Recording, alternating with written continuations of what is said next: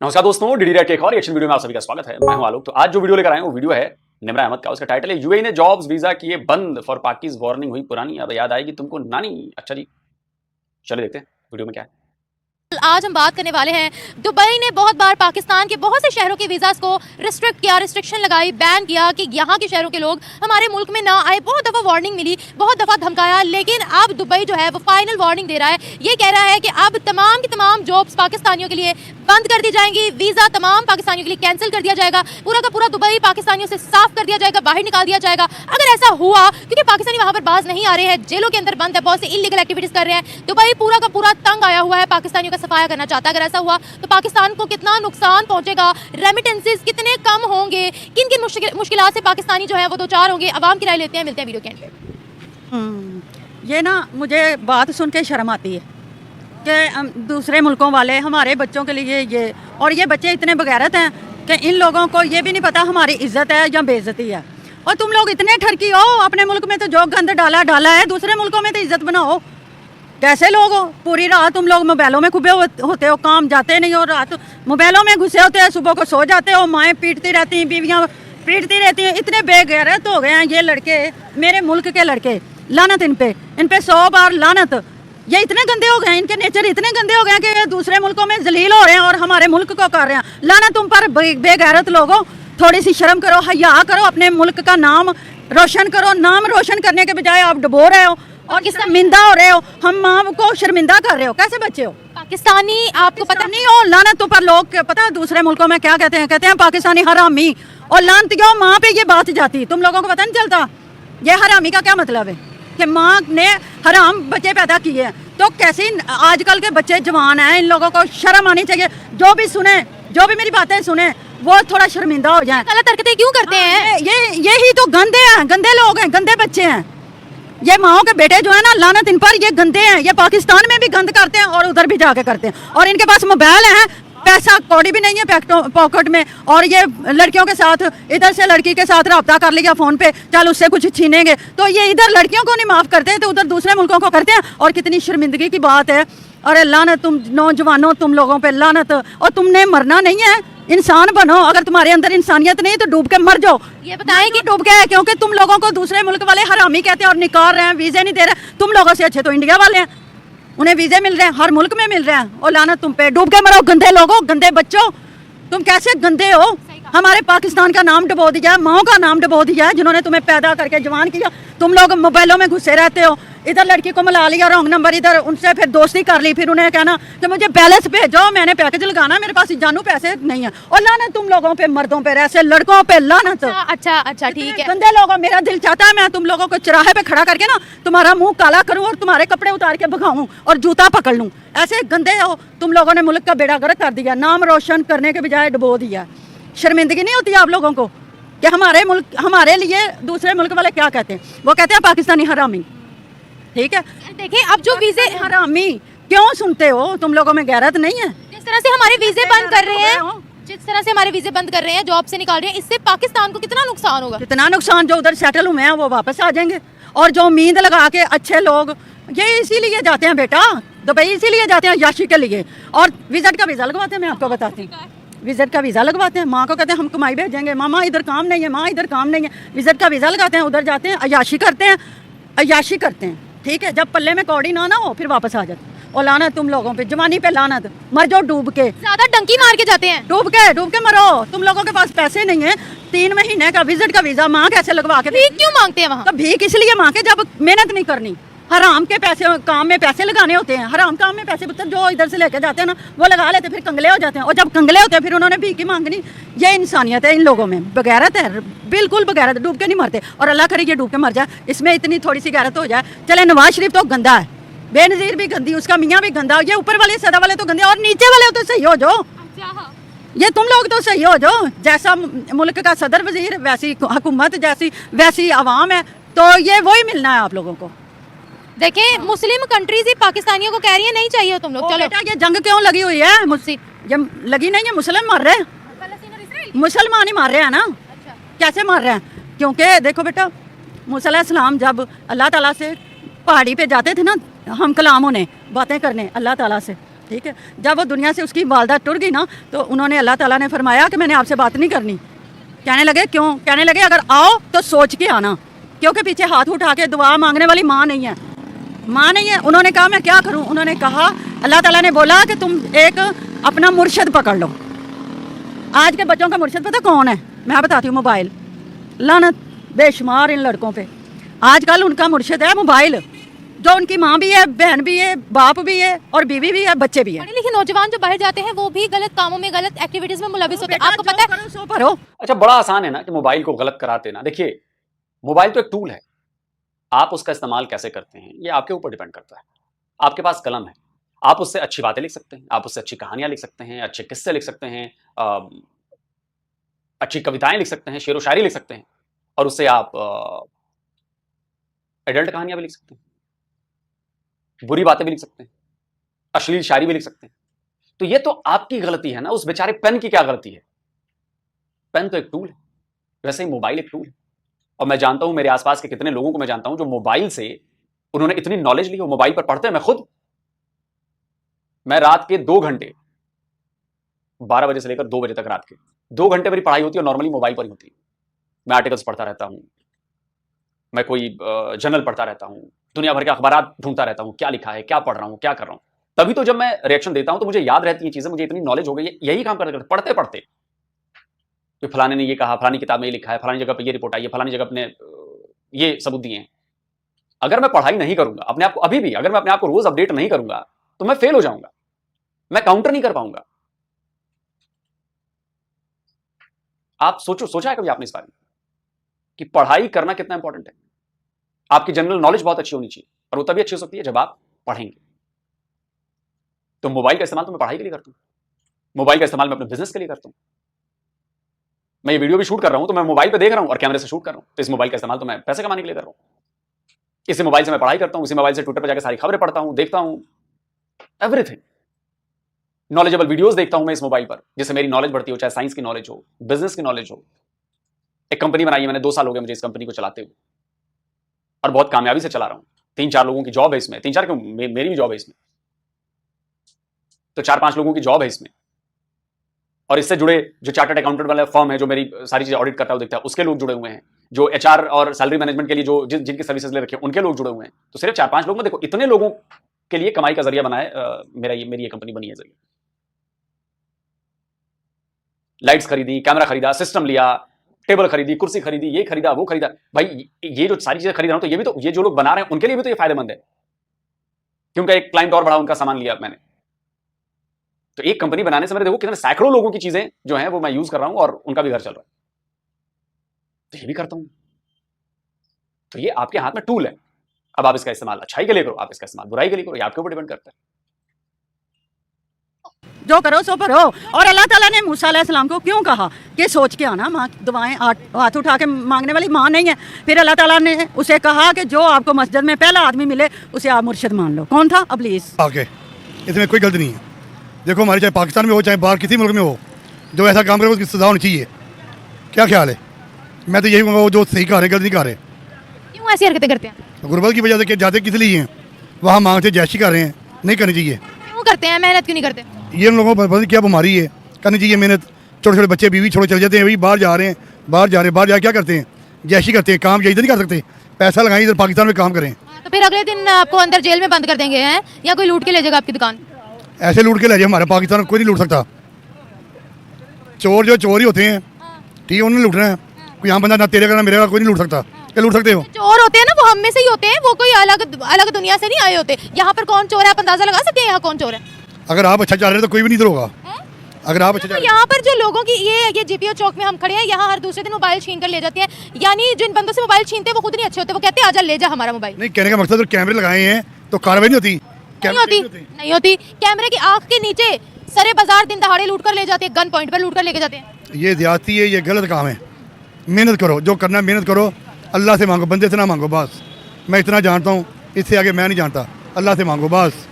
तो काम धाम बंद करो ना, अल्लाह से मांगते रहो कि मुझे एप्पल आईफोन प्रो दे दो, मुझे एक बढ़िया सिस्टम दे दो, मुझे पैसे दे दो, मुझे सोना दे दो, मुझे चांदी दे दो, खूबसूरत बीवी दे दो, ये दे दो, वो दे दो। करना ही नहीं है कुछ भाई, सारी प्रॉब्लम सॉल्व। अल्लाह से मांगते रहो। मांगते क्यों नहीं हो? मांगो। अबे जब तक खुद अपना हाथ पांव नहीं लाओगे कुछ नहीं मिलने वाला। मेहनत करनी पड़ेगी, फ्री फंड में तो वो भी नहीं देगा तुम्हें। मेहनत करोगे तो मिलेगा, उस लायक बनोगे तो मिलेगा। ये बताएं, अल्लाह कहता है कि मेहनत करो। ये बताएं मुझे कि आज पूरी दुनिया में पाकिस्तानी बेइज्जत क्यों हो रहे हैं? इनके लिए हर रास्ता तंग हो रहा है अब। इसीलिए ना नमाज पढ़ते हैं, ना जिक्र करते हैं अल्लाह का, ना माँ बाप की बहन की कदर करते हैं, इसलिए ज़लील ख्वार होते हैं। यही मसला है। उसके साथ साथ मेहनत भी तो नहीं करते ना, वहाँ जाकर आप गलत हरकतें करते हैं। जो उधर एक असूल होना चाहिए, जो काम नहीं करता गलत हरकतें करते हैं, उनको फौरी तो निकालें और फारग करें। सिर्फ दुनिया में पाकिस्तानी ही क्यों जलील हो रहे हैं? ये सवाल था मेरा। हाँ तो निकाल दिया है ना। इटली ने पाकिस्तान के एक मौलाना को लात मारकर भगाया। ये स्क्रीन शॉट लगा रहा हूं मैं। पाकिस्तान के मौलाना को लात मारकर लगाया, शायद 95 से वहीं पर था। पाकिस्तानी है, लात मारकर भगाया वहां से, भाग निकल यहां से। बहुत यहां आके तू ड्रामे कर रहा है। मैंने बोला था ना, दुनिया भर से मार मार कर भगाए जाओगे पाकिस्तानियों। देखो मौलाना तुम्हारे लात मारकर भगाए गए वहां से। और जाओ इटली, जाओ ना जर्मनी, हर जगह से आप लोग भगाए जाओगे, चिंता मत करो। खबरें आ रही हैं दना दन खबरें आ रही हैं, लात पड़ रही है, भगाए जा रहे हो। इसलिए होते हैं को दीन को भूल गए। सीधी सी बात है, जो इंसान दीन को भूल गया ना। पाकिस्तान के अंदर सबसे ज्यादा मौलवी मौजूद है, हर दूसरा बंदा मौलवी है। कहने का मकसद अंदर नमाज पढ़ते, सब कुछ अंदर बड़ा कुछ होता है, चाहे मौलवी हो जाए कोई भी किस्म का बंदा हो। कहने का मकसद है कि अल्लाह के रास्ते में जा रहा है, कोई अल्लाह के रास्ते में जाओ, कोई जमात के साथ निकलो, कोई तबलीग के लिए निकलो, कोई फ़ायदा भी हो इंसान को। इसलिए मैं कह रहा हूँ आपको, कहाँ जाए तबलीग के लिए? बाहर की कंट्रीज में नहीं बाहर चले जाओ, अपने पंजाब में चले। कहती है भाई हम हमारी कंट्री में इसलिए ना आया करो, हमारी कंट्री के अपने कवानीन है, वो हमें ये कहते हैं। तो कहने का मकसद है पाकिस्तानी को वीज़ा ही ना दें, क्यों जा रहे हैं? ना दें, ख़त्म कर दें। क्यों जाते बाहर? इधर रहें, और उनके इधर पैदा हो, इधर खाओ, इधर ही मरो, बस। तो वो लोग क्या करें जिनको यहाँ इतने लाखों की डिग्रियां लेकर जॉब्स ही नहीं मिल रही, और अगर मिल रही है तो 20-30 हज़ार की मिल रही है। देखो डिग्री मेरी मेहनत की, पढ़ाई की है उन्होंने, अल्लाह उनको कामयाब करे अपने पाकिस्तान में ही। कोई वकील बन जाए, कोई पुलिस वाला बन जाए, कोई डॉक्टर बन जाए, बन जाए, बाद में उनको नौकरी ना मिले हैं। मिलेगी क्यों नहीं मिलेगी? अल्लाह पे भरोसा रखो बस, अल्लाह देता है। तो आपका क्या मतलब है, जिन लोगों को नौकरियां नहीं मिल रही उनको अल्लाह पर भरोसा नहीं है? होना चाहिए, क्यों नहीं होना चाहिए? हिम्मत नहीं आनी चाहिए, कभी ना कभी अल्लाह दे ही देगा ना। तो भाई तब तक क्या करें, भूखे मरे? कुछ 4 पैसे लगा के कोई दुकान छोटी मोटी रेडी लगा लो। क्या मैं नहीं कर रहा? मैं फालिज का मरीज, मेरा बाजू काम कर रहा, 2 साल से मेहनत कर रहा हूँ। क्या मैं भी क्यों यार मुझे अल्लाह के नाम पर दे दो, मुझे ऐसे कर दो? अगर ये तो गलत है। तब मैं देखो ना, मैं जहाँ काम करता हूँ, मैं अपने दोस्तों के पास जाता हूँ। बीमार था मैं, 2 साल में मंजी पे रहा हूँ, मेरी हेल्प की उन्होंने। दोस्तों ने जब भी कि यार मुझे दवाई के लिए पैसे चाहिए, अपने दोस्तों के साथ सहारा, मेहरबानी है। मैं सदर के पास नहीं गया था, मैं अपने दोस्तों के पास गया था, उन्होंने मेरी बहुत मदद की है। मेरे बॉस ने ससुर ने लात मारकर भगाने थे कि बेटी दे दिया है, इसके अलावा और क्या दूं? पैसे दूं तेरे इलाज के लिए, तो मैं क्या खाऊंगा? मेरे बॉस ने मेरी मदद की है। बड़ी अच्छी बात है, बहुत खुशी हुई है सुनकर। लेकिन अब मुझे ये बताएगा कि पाकिस्तानियों में ज्यादा करंट है या पाकिस्तानियों में ज्यादा जज्बा है कि पूरी दुनिया से निकाले जा रहे हैं? कोई रखना ही नहीं चाहता इनको। इंडियंस तो हाथों हाथ लेते हैं, हमें हाथों हाथ निकालते हैं। असल में बेटा इसमें बड़ा क्या मसला है, बस इसमें नमाज पढ़ें, कुरान खोलें, सब ठीक होता है काम। जो अल्लाह भूल जाता है ना, तो अल्लाह उनको भूल जाता है। मेरी बात याद रखना जिंदगी में, सीधी बात है। अल्लाह कहते हैं साथ साथ मुझे तो याद करो, लेकिन साथ साथ मेहनत भी करो। तो जो ना करने वाला क्या करेगा? उसको उनको आदत पड़ जाती है, भाई घर में बैठे हैं, काम आएगा तो करेंगे। बहुत शुक्रिया आपका, थैंक यू। नुकसान तो होगा, लेकिन पिछले 20 साल से देखें ना, जिसको भी दिल किया, वेल्डिंग वाला है, करियाने वाला है, कैरम वाला है, चिप्स वाला है, प्लम्बर है, कुछ भी वो करता है। मैं जी दुबई जा रहा हूँ। तो दुबई कितनी की कैपेसिटी थी दुबई की? दुबई को बहुत बड़ा मुल्क तो नहीं है कि वो पूरे पाकिस्तान को अपने पास ही बुला ले। तो 20 साल से जा रहे थे, अगर उन्होंने बैन लगा लिया है, कुछ भी उसका रीज़न हो, तो अच्छा किया। अच्छा किया। हाँ अच्छा किया। वो कह रहे हैं अच्छी हरकतें नहीं करते ना, भिखारी पकड़े जाते हैं, इलीगल एक्टिविटीज कुछ क्यों करते हैं हम ऐसा? नहीं, वो तो कानून की वायलेशन तो कहीं पे भी होगी, पाकिस्तान में होगी या वहाँ पे भी होगी, वो तो एक बुरी बात है। वो अगर उस चीज़ के ऊपर उन्होंने किया है तो वो भी उनका राइट बनता है। हाँ, बाकी ये है कि यहाँ से बहुत ज़्यादा तादाद में लोग जो है दुबई जा चुके हैं। ऐसा क्या मसला है? कोई तो ऐसा है कि यहाँ से पूरी फैमिली को लेकर दुबई सेटल्ड हो गए हैं और वापस ही नहीं आए काफ़ी अरसे से। तो वो तो चलो अमीर लोग थे, लेकिन ये जो मजदूर तबका जाता था, ये बहुत तादाद में दुबई में है। अगर आप देखें तो वहाँ पे जाके दुबई के लोग आपको उर्दू बोलने वाले, हिंदी बोलने वाले ज़्यादा मिलेंगे, और उनकी अरबी बोलने वाले शायद कम हो। सही बात है, लेकिन स्पेसिफिकली पाकिस्तानियों के वीज़ास को ही रिस्ट्रिक्ट करना, जॉब से निकालना क्यों? इसकी कुछ तो वजह उन्होंने बताया नहीं है कि क्या वजह या क्या रीज़न है, तो कोई रीज़न तो है ना। हाँ, तो बस यही है ना सबसे। अगर ऐसी एक्टिविटीज़ में वो कहीं पर भी जाके करेंगे तो वो बैन तो लगेगा। शराफत से रहेंगे तो पूरी दुनिया हाजिर है, अगर शराफत से नहीं रहेंगे तो भाई वो तो किक कराना तो किसी का भी हक बनता है। लेकिन यहाँ पर किसी से भी पूछो, वो कहते हैं पर्सनल दुश्मनी है कोई पाकिस्तानियों से, पूरी दुनिया हमारे खिलाफ है, टारगेट है हम। नहीं, ऐसा तो नहीं है। अगर ऐसा हो तो वहाँ से वो सारे निकाल दें जो पुराने वहाँ पे रह रहे हैं, जो इतने अरसे से रह रहे हैं, वो बड़े हैप्पी रह रहे हैं, इंग्लैंड में रह रहे हैं, कनाडा में रह रहे हैं, काफ़ी ममालिक में रह रहे हैं। तो ऐसा तो नहीं है, ऐसा तो मुझे तो नहीं नज़र आता, ना है ऐसा कोई। सर ऐसे ही बैन लगता रहा हम पर तो क्या करेंगे हम? वैसे ही पाकिस्तान के अंदर जॉब्स अपॉर्चुनिटीज़ नहीं है। और तो जाहिर सी बात है कि भैया आप लोग ऐसे काम में लगे रहते हैं। अब कनाडा का इन्होंने जिक्र किया, कनाडा में 20 से 21 साल का एक पाकिस्तानी लड़का पकड़ा गया, मुसलमान पकड़ा गया, पाकिस्तानी मुसलमान, जो जा रहा था अमेरिका आतंकवादी हमला करने, स्क्रीनशॉट लगाया है। आप समझ रहे हैं? ग्रीस में 8 पाकिस्तानी पकड़े जाते हैं टेरर एक्टिविटीज के चक्कर में। क्या कहेंगे आप इसको, बताइए। तो ऐसे तो काम करते हैं आप लोग, और उसका कहेंगे सारी दुनिया आपके खिलाफ। और पढ़ा लिखा जो नौजवान है वो जॉब के सिलसिले में मारे मारे फिरते हैं, और जब जॉब लग जाती है 20 से 25 हज़ार जो है वो इनिशियल सैलरी पाकिस्तान में होती है। इसी तरह से जैसे पहले ग्रीस ने बंद किए, तुर्की ने बंद किए, स्वीडन ने बंद किए, सऊदी अरेबिया भी रिस्ट्रिक्शंस लगा रहा है। अगर इसी तरह से ये सब चलता रहा तो क्या बनेगा? तो रुख चेंज करें ना, साउथ अफ्रीका वाली साइड पे जाए, किसी और मुल्कों में जाए। हाँ, तो थोड़ा बैन हो गया है, फिर कोई और जगह ढूंढे। नहीं, ऐसा तो नहीं कि पूरी दुनिया ही बैन कर देगी। अभी सफारत खाने तो हर ममालिक में खुले हैं ना, यहाँ से लोग पढ़ने के लिए भी जा रहे हैं, और बहुत बड़ी तादाद में रशिया में जा रहे हैं, तुर्कमानिस्तान में, अजरबैजान में, उस जो रियासतें आज़ाद हुई वहाँ पे। तो ये ऐसा तो नहीं है, चलता रहेगा सब कुछ, लेकिन ये है कि अगर ऐसी एक्टिविटीज़ रहेगी तो फिर तो पूरी दुनिया पे भी बैन हो सकती है। सर देखिए, मुस्लिम कंट्रीज के अंदर ही हम लोगों को बड़ा बुरा समझा जाता है पाकिस्तानियों को, क्या कहेंगे आप, पीछे क्या रह जाएगा? नहीं, ऐसा नहीं है कि ममालिक जो है सारी वो बुरा समझते हैं। जो वहाँ पे जाकर बदमाशी करेगा या यहाँ पे बदमाशी करेगा वो बुरा है। जो यहाँ पे बुरा है उसको कहीं पे भी ले जाएंगे। अंधेरे में नोट तो चल जाता है जो कि नकली हो, लेकिन जो इंसान बुरा हो वो कहीं पे भी नहीं चलता, उसकी आवाज़ से लोग पहचान लेते हैं। तो बात यह है कि अपने आप को अच्छा करें, अपना पॉजिटिव हाल रखें अपने आप को, और जहाँ पे भी आप जाएंगे आपको अच्छा समझा जाएगा। अगर आप गलत कामों में होंगे तो कहीं पर भी जाओगे आपकी इज्जत नहीं हो सकती। अब वो जब जॉब्स वगैरह से बिल्कुल सही बात है। चलिए वीडियो खत्म करते हैं। बात तो बिल्कुल सही है। देखो, अपनी हरकतें ठीक रखोगे, अपना बिहेवियर ठीक रखोगे, अपनी चीजें दूसरों पर थोपोगे नहीं, जिस जगह पे जा रहे हो उस जगह पे जो कम्युनिटी रहती है उस जगह के लिए प्रॉब्लम नहीं बनोगे, उनके लिए हेल्पर बनोगे, उनकी कम्युनिटी में हेल्प करोगे, मदद करोगे, कुछ शामिल होगे उनके चीजों में, उनके कल्चर को अडॉप्ट करोगे, तो आपके साथ घुलेंगे मिलेंगे। लेकिन आपने कल्चर भी अडॉप्ट नहीं करना है, अपना कल्चर उल्टा उन पर थोप देना है कि शरिया लॉ लगाएंगे, तुम्हारे देश को इस्लामिक देश बना देंगे, तबलीग करेंगे, तुम गोरे हो ना तुम्हें मुसलमान बनाएंगे। सारी मंशा तो ये है ना कि आप लोग इस लिए जाते हो, और इसमें पाकिस्तानी और बांग्लादेशी बड़े अव्वल है भाई साहब। गोरी बच्चियों पर नजर डालेंगे, उनको फंसा लेंगे, ये करने जाते हैं। तो भाई कब तक कोई बर्दाश्त करेगा? एक ना एक वक्त आएगा जब आपको वहां से लात मारकर बाहर निकाला जाएगा। और दुनिया के जो वेस्टर्न कंट्रीज हैं वहां से पाकिस्तानी मुसलमानों को लात मारकर भगाना चालू हो चुका है। आए दिन खबरें आती हैं कि फलाने को निकाला गया, फलाने को डिपोर्ट किया गया, और ये धीरे धीरे चीजें आगे और ज्यादा बढ़ेंगी। क्यों? क्योंकि आप लोगों की हरकतें ऐसी। सऊदी अरब के बंदे को क्यों नहीं निकाल बाहर किया जाता? यूएई का बंदा कहीं जाता है पढ़ने लिखने, उसको क्यों नहीं निकाल बाहर किया जाता? या उसकी खबरें क्यों नहीं आती? टर्की वाले की क्यों नहीं आती? मलेशिया की क्यों नहीं आती? इंडोनेशिया की क्यों नहीं आती? ये जो भी मुस्लिम देश मैंने नाम लिए, ये तत्काल में बेहतर है।